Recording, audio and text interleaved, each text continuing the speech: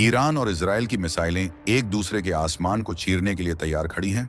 America के जंगी जहाज समंदर की लहरों पर कब्जा जमाए बैठे हैं और इस महायुद्ध की आग के बीच दुनिया का सबसे संवेदनशील रास्ता यानी हॉर्मुज स्ट्रेट पूरी तरह से एक टाइम बम बन चुका है। ईरान ने साफ कर दिया है कि अगर उसके हितों पर चोट आई तो वो इस रास्ते को बंद कर देगा, और अगर ऐसा हुआ तो पूरी दुनिया के घरों में अंधेरा छा जाएगा, क्योंकि यहीं से दुनिया का सबसे ज्यादा कच्चा तेल गुजरता है। पाकिस्तान में चल रही शांति वार्ता पूरी तरह से मिट्टी में मिल चुकी है। 2 हफ्तों का सीज फायर अब सिर्फ कागजों पर बचा है और किसी भी पल एक बड़ा धमाका पूरी दुनिया की अर्थव्यवस्था को हिला सकता है। अब सवाल यह है कि क्या भारत हाथ पर हाथ रखकर बैठा रहेगा? क्या हमारे देश की गाड़ियों का पहिया थम जाएगा, या भारत ने पर्दे के पीछे कुछ ऐसा तगड़ा गेम खेल दिया है जिसकी खबर दुनिया की किसी भी इंटेलिजेंस एजेंसी को नहीं लग पाई?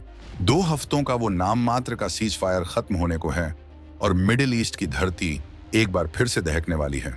अमेरिका और ईरान के बीच की ये तनातनी अब सिर्फ बयानों तक सीमित नहीं रही, बल्कि ये सीधे सीधे समंदर की जंग में तब्दील हो चुकी है।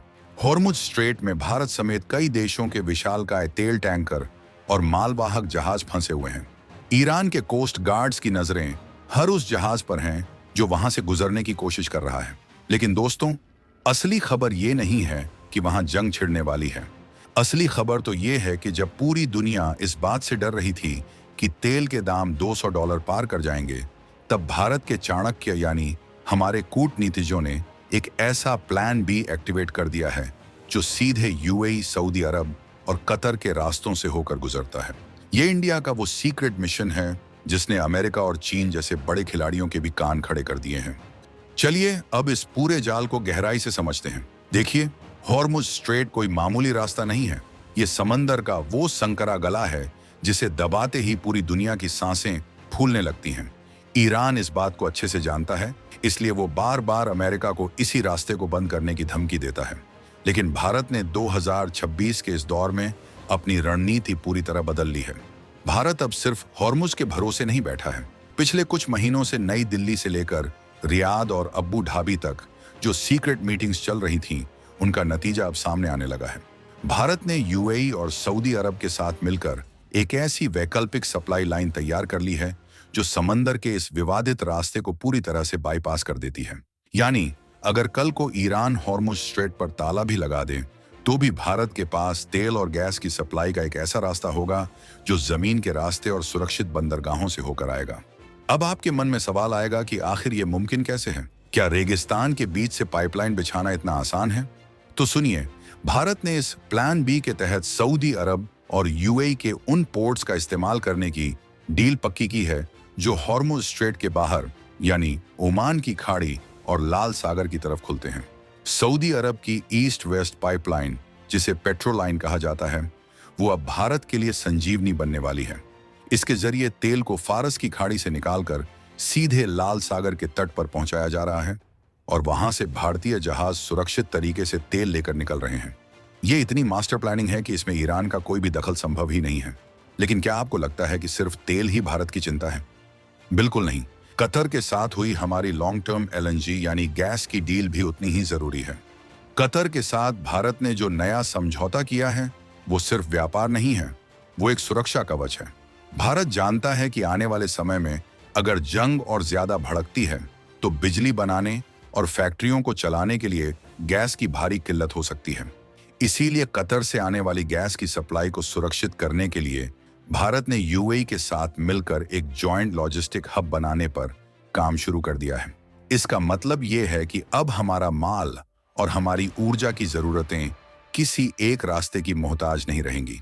भारत की इस कूटनीति की तारीफ आज पूरी दुनिया कर रही है, क्योंकि जब बाकी देश सिर्फ अमेरिका की तरफ देख रहे थे, तब भारत ने खाड़ी देशों के साथ अपने रिश्तों को इतना मजबूत कर लिया कि उन्होंने संकट की इस घड़ी में भारत को सबसे पहले प्रायोरिटी पर रखा है। लेकिन रुकिए, कहानी में अभी एक और बड़ा ट्विस्ट है।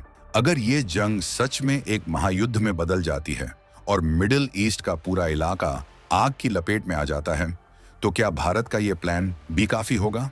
यहीं पर एंट्री होती है भारत के सबसे पुराने और भरोसेमंद दोस्त रूस की। 2026 में भारत और रूस के बीच जो नया एनर्जी कॉरिडोर बना है, वो चीन की नींद उड़ाने के लिए काफी है। भारत ने साफ कर दिया है कि अगर खाड़ी देशों से तेल की सप्लाई में 1% की भी रुकावट आई तो हम रूस से अपनी सप्लाई को दोगुना कर देंगे। और सबसे मजेदार बात तो यह है कि इसके लिए हमें किसी डॉलर की जरूरत नहीं है, हम अपनी करेंसी में व्यापार कर रहे हैं। रूस का आर्कटिक तेल अब भारत के नए बंदरगाहों तक पहुंचने के लिए नए रास्तों का इस्तेमाल कर रहा है, जो किसी भी युद्ध क्षेत्र से कोसों दूर हैं। अब जरा उस IMEC यानी India middle east Europe economic corridor के बारे में सोचिए, जिसे कुछ लोग फ्लॉप बता रहे थे। भारत ने इस संकट को एक अवसर में बदल दिया है। सऊदी अरब और UAE के साथ मिलकर भारत उस रेल और पोर्ट नेटवर्क को इतनी तेजी से विस्तार दे रहा है कि आने वाले समय में हमें समंदर के चक्कर काटने की जरूरत ही नहीं पड़ेगी। ये कॉरिडोर सिर्फ व्यापार के लिए नहीं है, ये भारत की एनर्जी सिक्योरिटी की नई रीढ़ की हड्डी है। सऊदी अरब के क्राउन प्रिंस और UAE के राष्ट्रपति के साथ भारत के नेतृत्व की जो केमिस्ट्री है, उसका असर अब धरातल पर दिख रहा है। ये देश अब भारत को सिर्फ एक ग्राहक नहीं बल्कि एक स्ट्रेटेजिक पार्टनर की तरह देख रहे हैं, जो मुसीबत के समय उनके साथ खड़ा रहता है। सोचिए, जब हॉर्मुज स्ट्रेट में तनाव अपने चरम पर था, तब भारतीय नौसेना के जंगी जहाज वहां से गुजरने वाले भारतीय व्यापारिक जहाजों को एस्कॉर्ट कर रहे थे।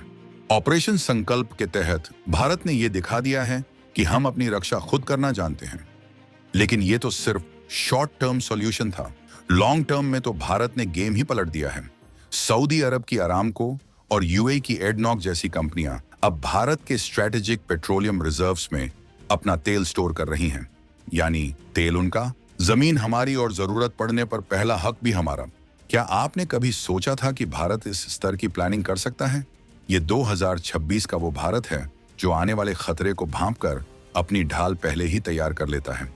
अब बात करते हैं उस सबसे बड़े डर की जो हर आम हिंदुस्तानी के मन में है। क्या पेट्रोल के दाम बढ़ेंगे? क्या महंगाई आसमान छुएगी?